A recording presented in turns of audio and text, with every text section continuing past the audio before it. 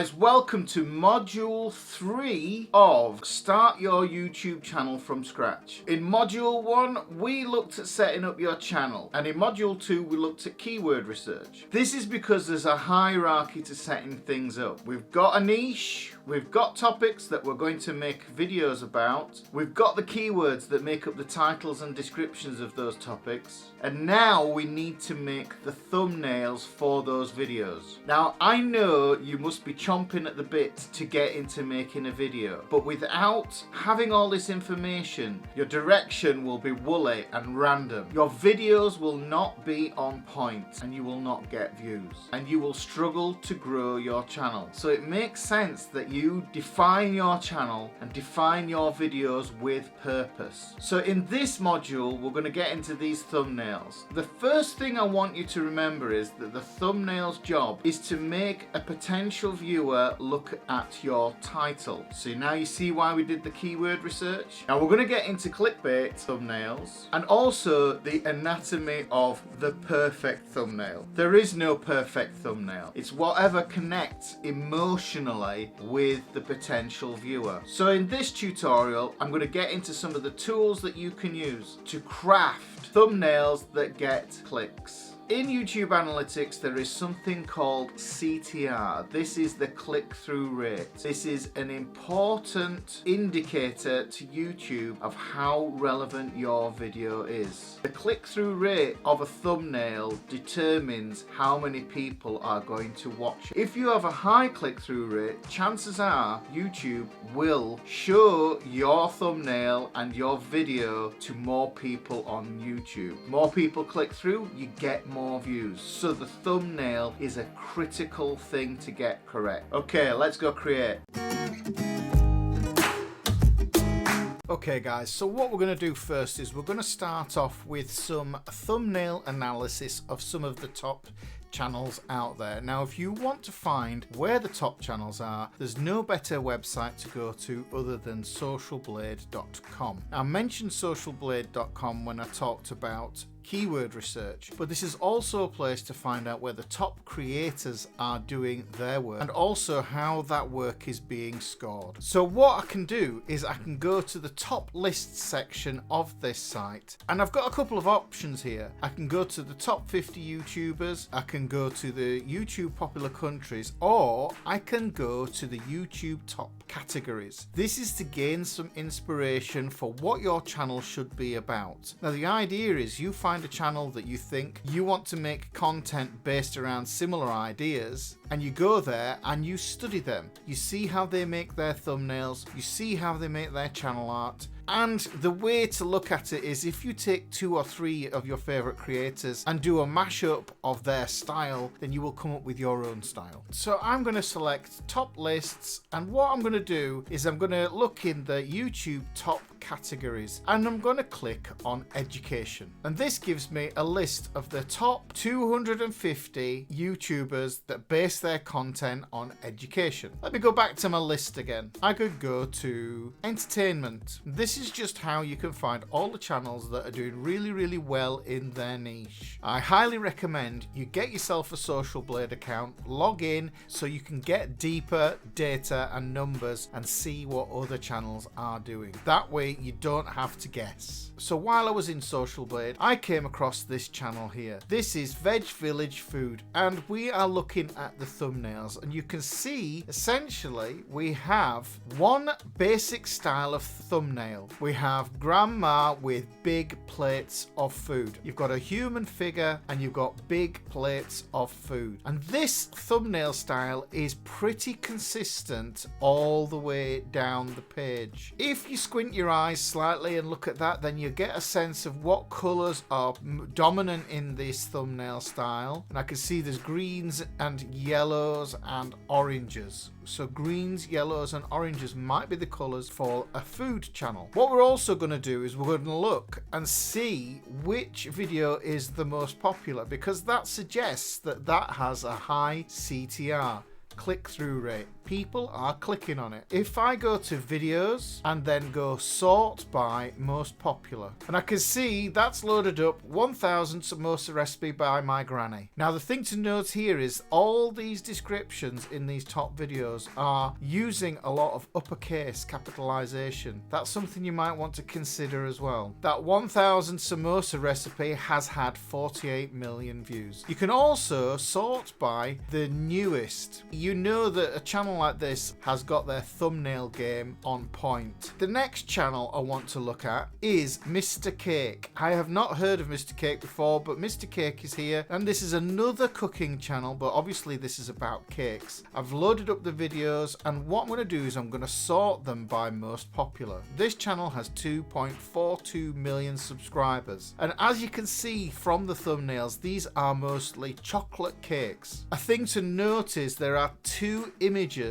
in each thumbnail, and if you look down you can see there are repeating elements from the thumbnails. On the third video along we can see we have this double chocolate cake, but if we scroll down we can see that same double chocolate cake is here. This heart-shaped chocolate is here. It's repeated a lot, so it's clear that a lot of these images are getting recycled. The reason to use the same images over and over again is when your viewers rock up, they know it's your video by your thumbnail style. The last channel I'm going to look at is Mr. Beast, a personal favourite of mine. What I'll do first is I will put these in most popular. We can see that the most popular thumbnail is I put 100 million Orbeez in my friend's backyard. That's had 89 million views. And nobody could forget the classic egg thumbnail. Make this video the most liked video on YouTube. Now there is something to note with Mr. Beast's thumbnails. He usually has a face looking at the potential viewer with his mouth open. And this is very, very common in thumbnails. Don't forget, the role of the thumbnail is to make the person look at the video, even entertain it. And what you have to do is you have to create a curiosity gap between the thumbnail looking at the title, and that motivates the person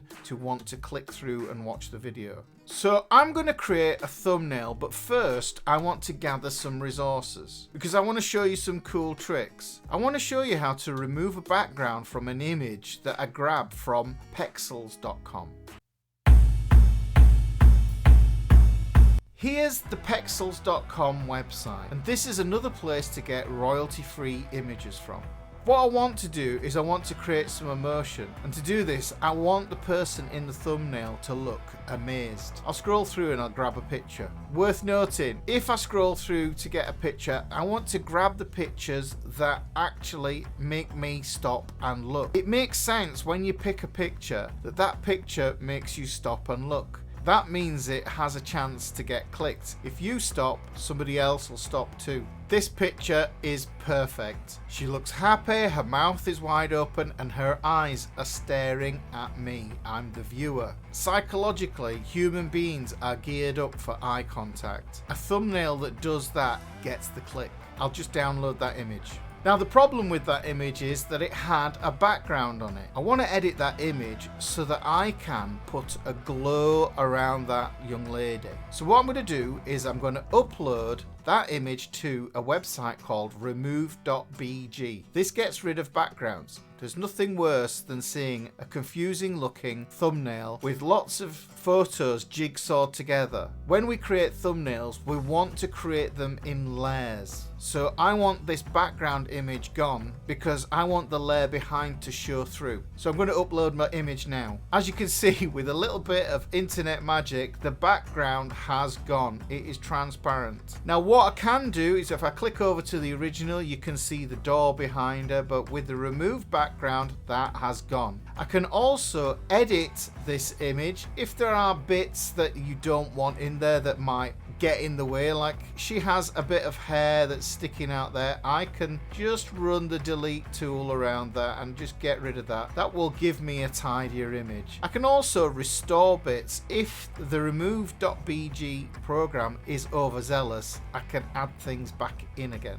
but I'm happy with that, so let's go back. Now with remove.bg, the download size is significantly smaller than the full-size image. That's because they want you to pay for it, but I find that these preview images are good enough to go in thumbnails. Now that I've downloaded that, I'm going to jump over to Affinity Designer. I'm going to show you the 3 main styles of thumbnails that you want to try making. Okay, so I'm here in Affinity Designer. This could be your favorite graphics manipulation software like Photoshop, but the reason I like Affinity Designer is that it's vector-based graphics. That means the text is going to be crisp. Okay, so I'm going to create the thumbnail, and the thumbnail I have is set up as a template. I click New. I want the thumbnail to be 1920 by 1080 pixels. That's the same size as the videos. So I have created my canvas there for my thumbnail. I'm going to load some assets in here, and I'm going to show you the 3 kinds of thumbnails you want to be thinking about first. So the first thumbnail I'm going to do is what I call the versus thumbnail. Now to do this, I need to create 2 sections, just like Mr. Cake had, and those sections are going to be 2 different colors. If I draw a rectangle there and change that into a red color, and I duplicate that, and now what I'm going to do is I'm going to take this other red box and I'm going to make that into a green, because psychologically red means stop and green means go, but I want a really vivid green. I want this to be almost luminous green. There, that really pops. Now that automatically gets your attention straight away. So now I have those in place, what I'm going to do is I'm going to add some elements to that. First thing I can do is I can write the word versus. Now fonts are really important. You need to make sure they are readable, so the font that I'm thinking of choosing, a big bold font, but the ones that you don't want are the ones that are really fancy, unless those are specific to the niche and the video. Good old impact can make an impact. That's why it's called impact. So impact is gonna be, I'm just gonna sort the text out. Now you can already see this is almost a meme style. So this is versus. Now I've prepared 2 images. These images had backgrounds and I removed them in remove.bg. The reason will become apparent in a moment. We have a bowl of fruit, and we have a lovely dessert there with fruit on the top. I'm automatically trying to create some tension by putting the healthy thing in the red and the unhealthy thing in the green. I'm going to make these a bit bigger. I'm sure that your art teacher tells you to use all the paper when you are doing a drawing. The same thing applies to the thumbnail. Don't put a little tiny thing in the middle and expect people to click on it. You need to be really obvious. Now that I've got these 2 comparison objects to the right size, what I'm going to do is I'm going to turn up the color in these images. I want to increase the saturation, but you've got to be careful because you can actually make the food look too colorful. Now you can see those strawberries, and those reds really pop. I want to get a bit more separation between the background and the objects. So what I'm going to do is I'm going to put some outer glow. Now they stand out even more. But to create more of a curiosity gap, I'm going to put some ticks and some crosses on here that suggest that the fruit is bad for you and that that fruit cake there is healthy for you. To do that, I'm going to use the brush tool. To make those pop even more, I'm going to change their colours for the opposite colour to the background. That's better already. But I want to make those come forward, and I want to make the green and the red drop back a little bit further. So I'm going to put some drop shadow on that tick and that X. We have a perfect versus thumbnail. Now this could be any 2 things. It could be characters in a film, as long as it creates a contrast and a sense of conflict and battle. That creates the curiosity gap that makes people want to click through. Let's do another thumbnail. Okay guys, so this is another style of thumbnail. This is the one where we are creating drama. This is intentionally going to be a very clickbaity thumbnail. Now, you can make a clickbait thumbnail by creating extreme emotion in the thumbnail. As you can see from this image, there is somebody going down a tube in a water slide. So what I'm going to do is I'm going to build this thumbnail up and it's going to tell a story. First things first with this here, what I'm going to do is I am going to do my trick of turning up the saturation. All the colors are a little bit stronger. I'll overblow those colors, just make those colors pop just a little bit more. The reason I like this image is because that figure is close to the center. The center of the thumbnail is where the attention is guided when people look at that thumbnail. So the next thing I'm going to do is I'm going to add this young lady. She is there and she can't believe what she's seeing there. So something is happening. Now it's gone from the story of someone maybe reviewing a water slide to something happening on the water slide. There is more drama involved. I'm going to turn up the saturation, the color, so that that stands out a little bit more. I'm going to put a glow around this young lady and I'll try a few different colors and see if I can make that stand out. Let's turn the intensity up. Now you can see that that is glowing there, but what I want to do is I want to use one of those primary colors. So let's have a look and see what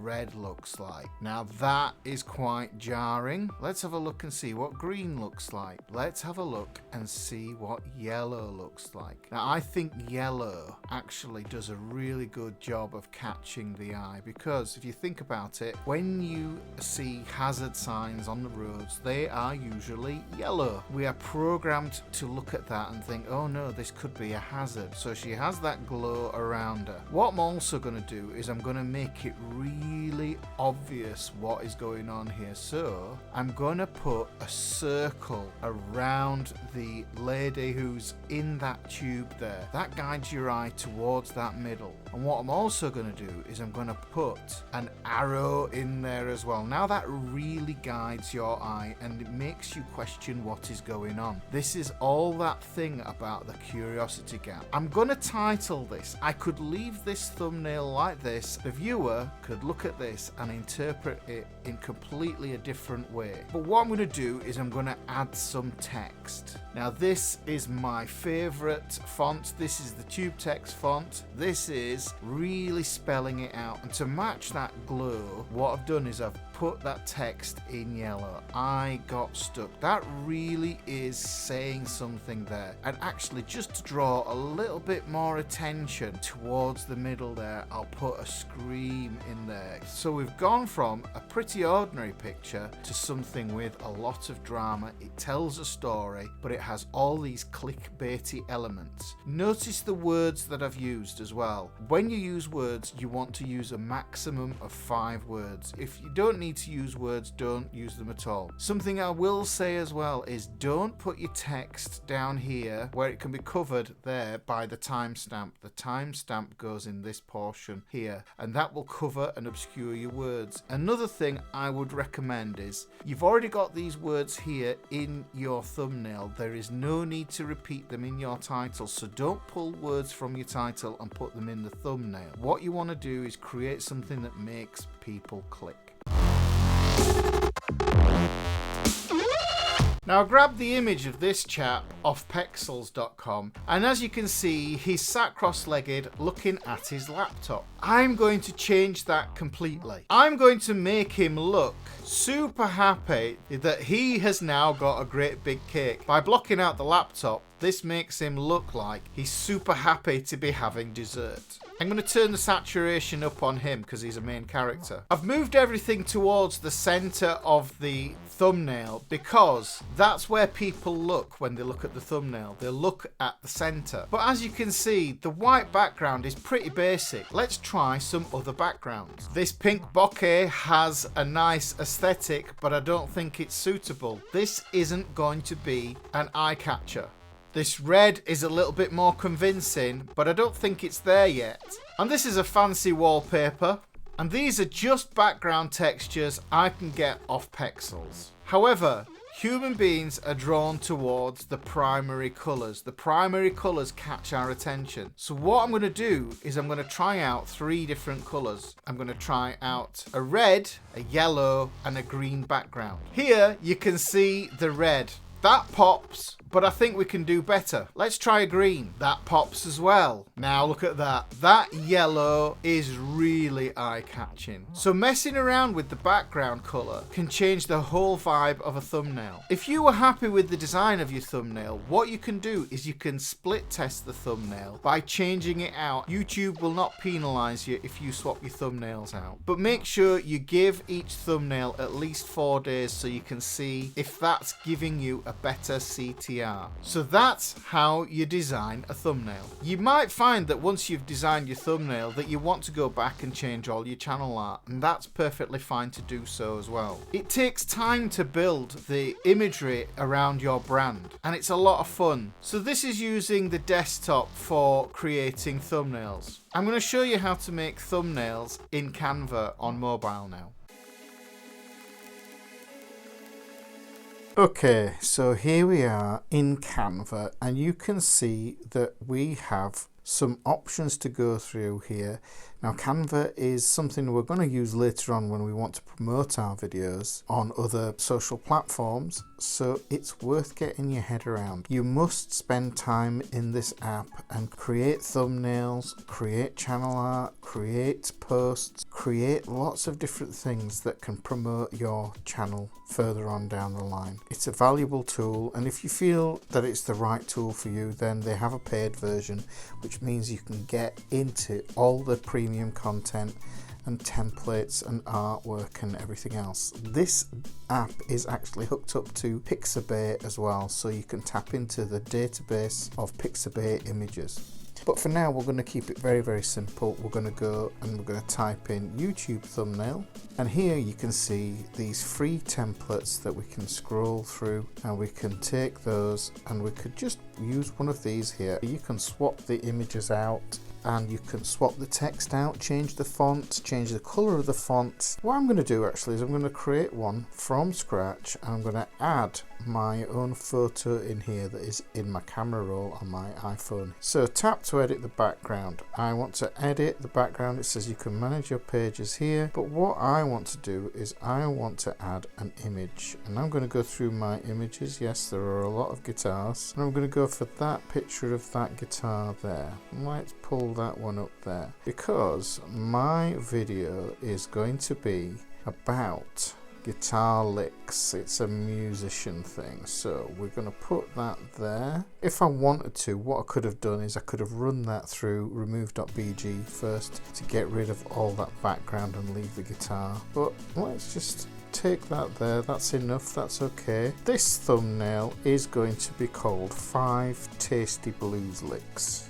Add some text of my own, and let me just delete the text that's currently in there. I'm going to change the colour of that. Let's have something that pops. Red seems to do it. I'm going to go with red. So I've got 5 Tasty Blues Licks, but what I want is a chunky font. I'm going to search through all the fonts. I'm going to go for Alpha Slab 1, and I'm going to make that bigger so that you can read that from a distance. That's as simple as a thumbnail actually needs to be, because it signals to a prospective viewer that this is about blues licks that you're going to learn on guitar.